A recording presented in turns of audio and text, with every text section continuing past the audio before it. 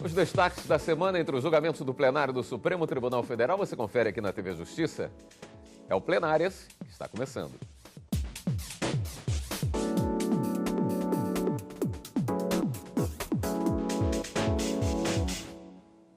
Hoje com os principais momentos das sessões dos dias 27, 28 e 29 de junho de 2018. Karina, imposto sindical, a demarcação territorial marítimo, foram alguns dos destaques da semana dessas sessões, últimas sessões do semestre aqui no Supremo, né? Exatamente, William. Foram 3 sessões essa semana, ao contrário do que normalmente a gente vê, às quartas e quintas-feiras à tarde, essa semana foi um pouco atípica. Na quarta-feira, a sessão plenária aconteceu pela manhã, na quinta-feira, no período da tarde, e na sexta, uma extraordinária convocada pela ministra Carmen Lúcia. Como sempre, ao final do semestre judiciário, acontece essa última sessão extraordinária, com o balanço de alguns julgamentos que aconteceram, alguns números a presidente trouxe para a gente na sessão da sexta, e com 3 temas sendo julgados no plenário. Como você disse, contribuição sindical, sem dúvida alguma, foi o tema que mais gerou expectativas para o julgamento no Supremo, que foi concluído na manhã da sexta-feira. O início, na quarta pela manhã, mais um pedido de vista na quinta à tarde pelo ministro Marco Aurélio, suspendeu o julgamento de um conflito que já dura bastante tempo no Supremo Tribunal Federal sobre a demarcação dos limites territoriais do mar entre o estado de Santa Catarina e Paraná e que tem a ver com a distribuição dos royalties pela exploração de petróleo. O julgamento foi iniciado na quarta de manhã, como eu disse, com o relatório do ministro, com o voto do ministro Luiz Roberto Barroso e, na sequência, o pedido de vista do ministro Marco Aurélio na quinta-feira à tarde e ainda na quarta-feira, um julgamento em que foi negado um pedido de liminar para suspender o prazo final do dia 28 de julho como data limite para a migração dos servidores públicos para um fundo de previdência complementar dos servidores públicos, a FUNPRESP. Os ministros acabaram negando a medida cautelar em razão do voto do ministro Marco Aurélio, que acabou prevalecendo no plenário na quarta-feira. Então, 3 temas, 3 sessões plenárias e as sessões plenárias voltam só no final, na verdade, no dia 1º de agosto, quando os trabalhos são retomados no plenário do Supremo Tribunal Federal. Mas, ao contrário do que muitas pessoas pensam, esse mês de recesso aqui no Supremo Tribunal Federal não significa que os trabalhos estejam paralisados. Os processos apenas de urgência continuam tramitando e as sessões plenárias e das turmas voltam no dia 1º de agosto. Mas vamos ver nesse programa quais foram os destaques dessas últimas sessões de julgamentos nessa última semana de trabalhos aqui no plenário do Supremo Tribunal Federal. Vamos lá, sessão a sessão.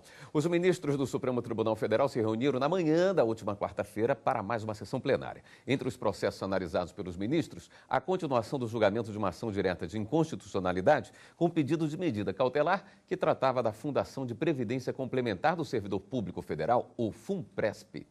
A Associação dos Magistrados Brasileiros, autora da ação, é contrária a dispositivo de emenda constitucional e lei que definiram o prazo para a migração de servidores para a Previdência Complementar, que termina no dia 28 de julho.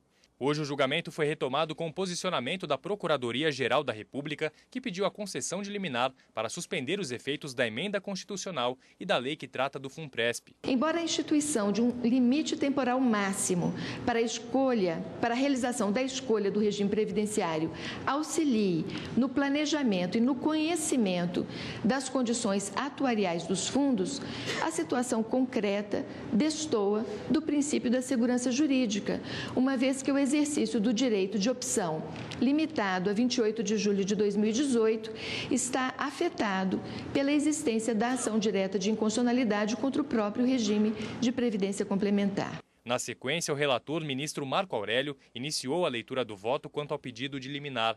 Por entender que não há incompatibilidade das normas em relação à Constituição Federal, ele negou o pedido. O que define termo final para o requerimento de ingresso no regime de previdência complementar em debate representaria indevida manipulação de opção político-normativa do Parlamento. Os ministros Alexandre de Moraes e Edson Fachin também entenderam não ser necessária a concessão de liminar.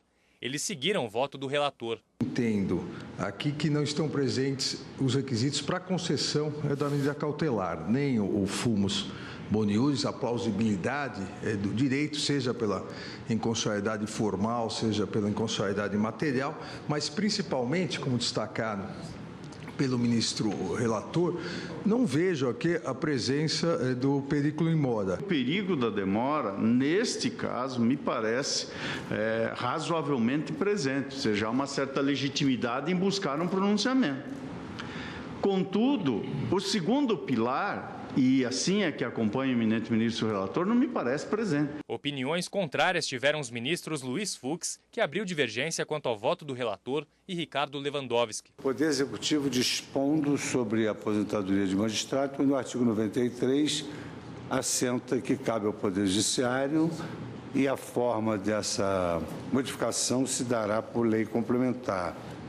Eu tenho dúvidas sobre se poderia o Poder Executivo, por sua iniciativa, eliminar a garantia da magistratura estabelecida pelo Poder originário constituinte. Os requerentes têm argumentos sólidos no sentido de que demonstraram o fumus boniuris de seu pleito, porquanto o artigo 93(6) da Constituição Federal remete à lei complementar de iniciativa do Supremo Tribunal Federal a disciplina da previdência dos magistrados e, de outro lado, entendo também que está presente o perigo in mora. Por maioria de votos, o plenário do STF decidiu não conceder a liminar pedida pela Associação dos Magistrados Brasileiros. O mérito do processo ainda vai ser julgado pelos 11 ministros. O plenário do STF também iniciou o julgamento de uma ação civil originária encaminhada pelo Estado de Santa Catarina. Nele, o Estado pede que sejam redefinidas as linhas territoriais marítimas feitas pelo IBGE entre Santa Catarina e o Paraná.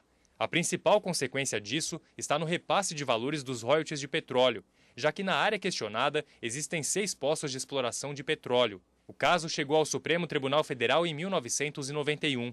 O autor da ação fez um pedido de liminar, negado pelo ministro aposentado Carlos Veloso. O ministro Edson Fachin se declarou impedido. Após as sustentações orais, o relator ministro Luiz Roberto Barroso negou as preliminares. O julgamento da demarcação do limite interestadual marítimo entre Santa Catarina e Paraná foi suspenso e retomado na sessão do dia seguinte. E ainda nesta edição nós vamos ver como é que foi. Karina, agora em relação ao FUNPRESP, o prazo para adesão já havia sido prorrogado por 2 anos. Isso fez alguma diferença na hora do voto? Esse foi um adendo que o ministro Marco Aurélio, relator desse pedido de medida cautelar, utilizou. Para ele, não estavam presentes no pedido a plausibilidade desse pedido, ou seja, a fumaça do bom direito, e nem o perigo da demora como requisitos para a concessão da medida liminar que se buscava. E ele ainda trouxe um outro argumento, que era justamente o fato de que esse prazo já havia sido prorrogado uma vez e que, se prorrogado por uma segunda vez, poderia trazer uma insegurança jurídica muito grande, tanto em razão daqueles que já haviam aderido a esse prazo, a essa FUNPRESP, né, já teriam feito essa adesão, como também uma insegurança jurídica nos termos da gestão da FUNPRESP. Então, os ministros acabaram negando a medida cautelar e esse prazo de 2 anos que já haviam sido concedidos pesou, sem dúvida alguma, na decisão do plenário. Bem, o julgamento da ação civil originária, que discute a retificação de demarcação do limite interestadual marítimo entre Santa Catarina e Paraná, foi retomado na sessão da quinta-feira. Pedido de vista do ministro Marco Aurélio suspendeu o julgamento. A questão principal em debate é a distribuição de royalties a estados e municípios devido à exploração de poços de petróleo. O pedido de vista que suspendeu o julgamento foi feito pelo ministro Marco Aurélio. A ação proposta por Santa Catarina questiona a demarcação do limite interestadual feita pelo IBGE entre o estado catarinense, Paraná e São Paulo.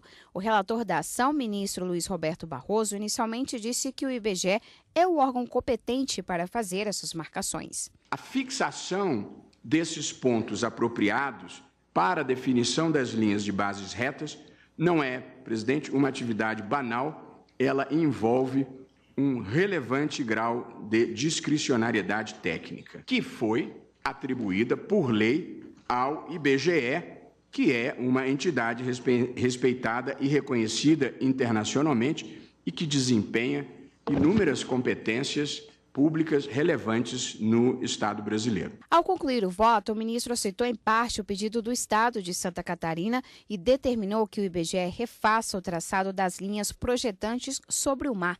Também definiu o ressarcimento dos prejuízos causados ao Estado de Santa Catarina. Da demarcação, quem tiver recebido indevidamente deverá ressarcir. Se a conclusão for pelo retraçamento das linhas zero, será zero. E a última parte da decisão é que nas áreas, e que já havia concordância das partes, e que só envolve São Paulo e Santa Catarina, na área de sobreposição entre as linhas projetantes dos limites territoriais de Santa Catarina e de São Paulo, traçadas como determinado acima, os respectivos royalties devem ser divididos igualmente entre os dois estados.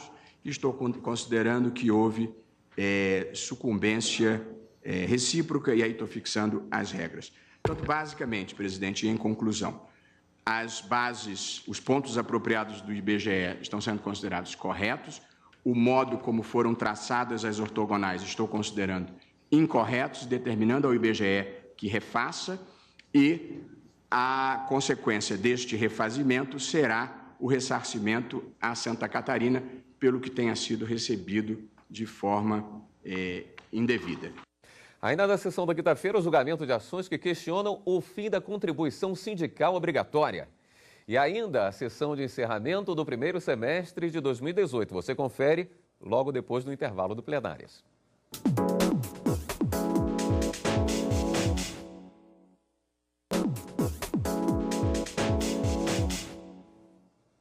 Já estamos de volta com Plenárias.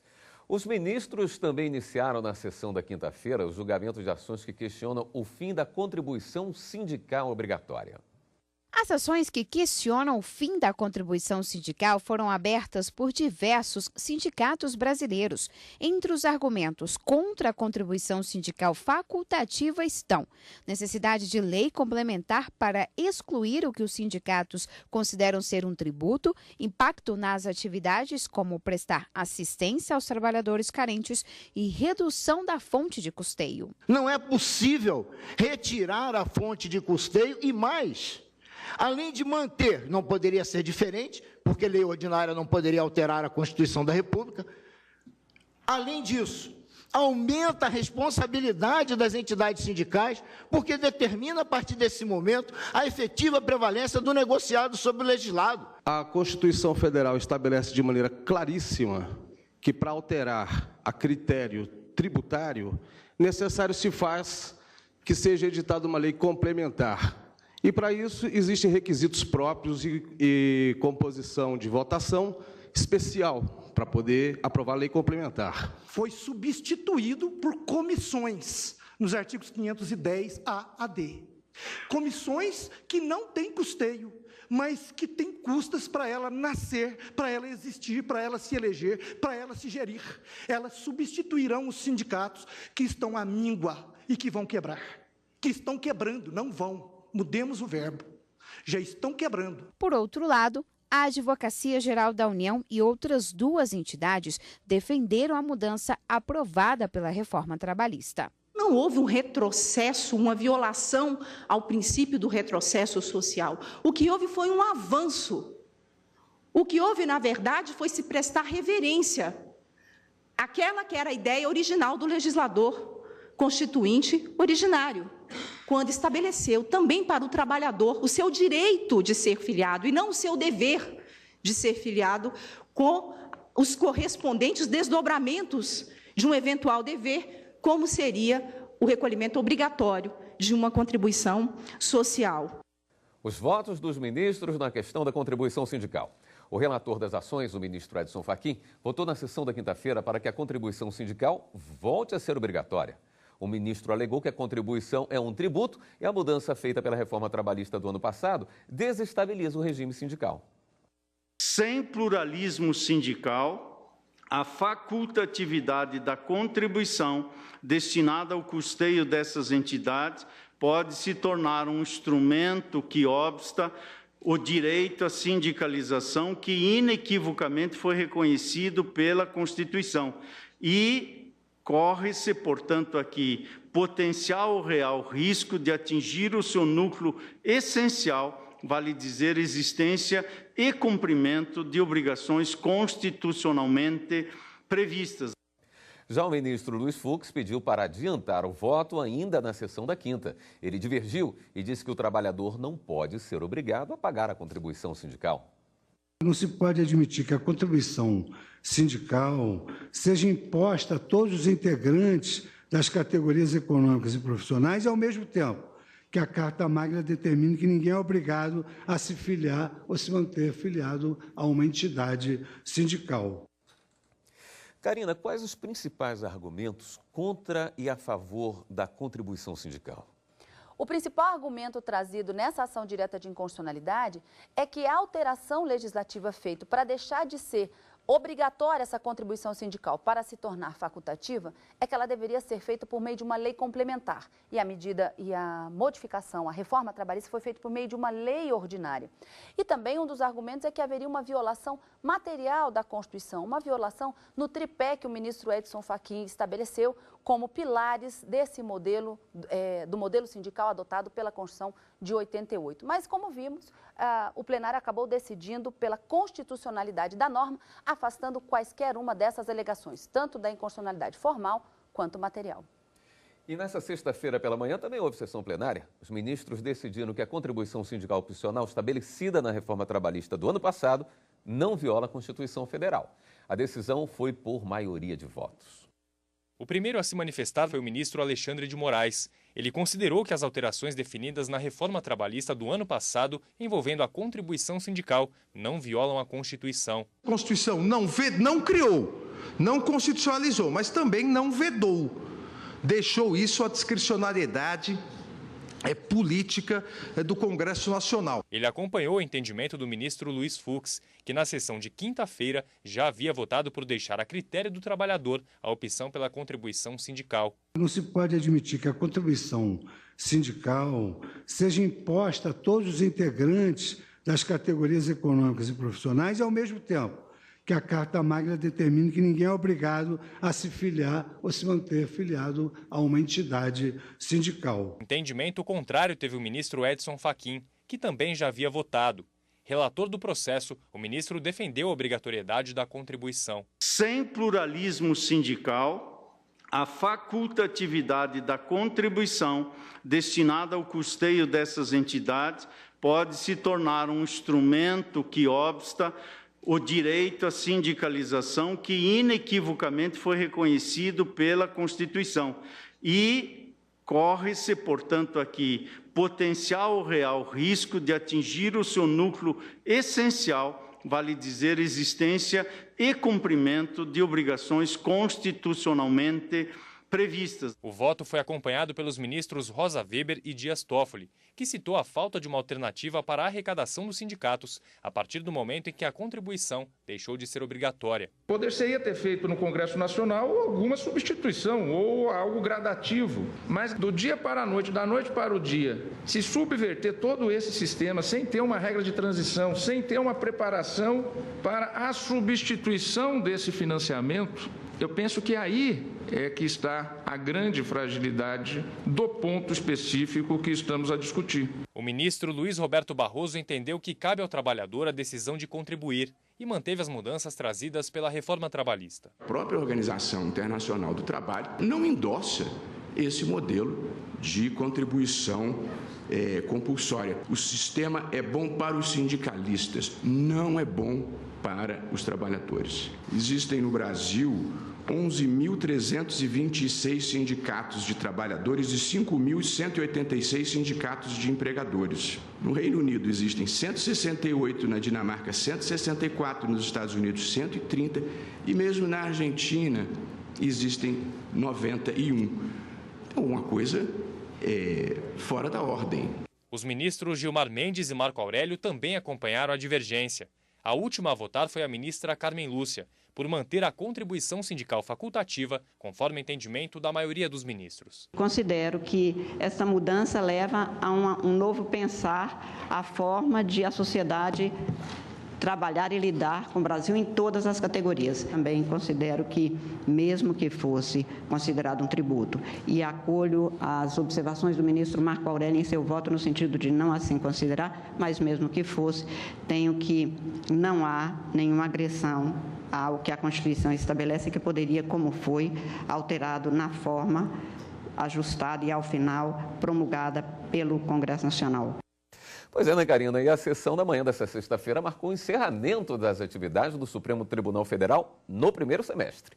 Antes de declarar o semestre encerrado, a ministra Carmen Lúcia fez um balanço das atividades do Supremo. No primeiro semestre de 2016, o STF recebeu 51.595 processos. 29.177 foram distribuídos. 54.115 foram baixados ou arquivados. As turmas e o plenário tomaram 6.169 decisões. As monocráticas, 58.203. O nosso acervo hoje, que já chegou a ter no plenário em 2010, do final da gestão do ministro Gilmar, ou do ministro Peluso, ministro Gilmar, nós chegamos a ter 127 mil processos. Estamos agora com 41 mil, o que significa que a repercussão geral cumpriu um papel extremamente importante, porque com isso nós pudemos fazer esse trabalho de triagem. O recesso começa nesta sexta-feira e termina no início de agosto. Até lá, a presidente do Supremo Tribunal Federal e do Conselho Nacional de Justiça, ministra Carmen Lúcia, vai ficar de plantão para atender a casos de urgência. E quero enfatizar, os gabinetes continuam praticamente trabalhando durante todo esse período, porque quando se anuncia o recesso, imagina-se que imediatamente vai haver uma paralisação. O Supremo Tribunal não para, o Poder Judiciário nem pode parar, o serviço é contínuo e, portanto, continuará o trabalho apenas ao interregno de sessões realizadas neste período até o dia 1º.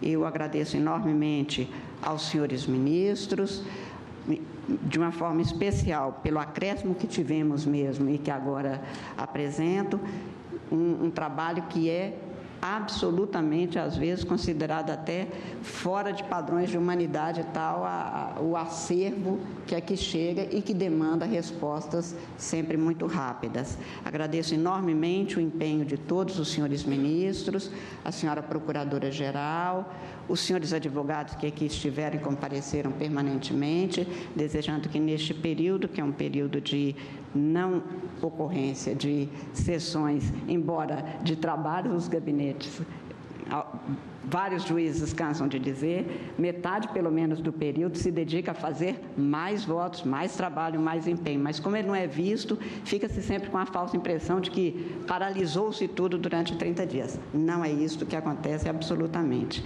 Sou grata a cada um dos senhores ministros, à senhora Procuradora-Geral e aos senhores advogados que aqui acompanham. Desejo que todos tenham um excelente período agora, de pelo menos descanso desses encontros que acontecem e que nós possamos voltar, então, com mais ênfase. Muito obrigada a todos. Antes do encerramento da sessão desta sexta-feira, o ministro Marco Aurélio fez um agradecimento à presidente. O trabalho no primeiro semestre foi um trabalho hercúleo e que Vossa Excelência coordenou as sessões realizadas no tribunal, como devem ser coordenadas, com um punho de aço e luvas de pelica. Bem, agora encontro marcado para mais julgamentos do plenário somente em agosto. Somente no dia 1º de agosto, quando serão retomados os trabalhos no plenário e volta ao normal o funcionamento do Supremo Tribunal Federal. Lembrando que não fica paralisado, apenas as questões urgentes acabam tomando sequência. 1º de agosto, então, retomada do direto do plenário e também a nossa participação no Jornal da Justiça, comentando as decisões do plenário do Supremo Tribunal Federal. Até lá. Tá certo. E durante o mês de julho, você vai rever alguns dos principais julgamentos do plenário do Supremo Tribunal Federal, tanto no direto do plenário quanto aqui no Plenárias. Muito obrigado pela sua companhia e continue com a gente na TV Justiça.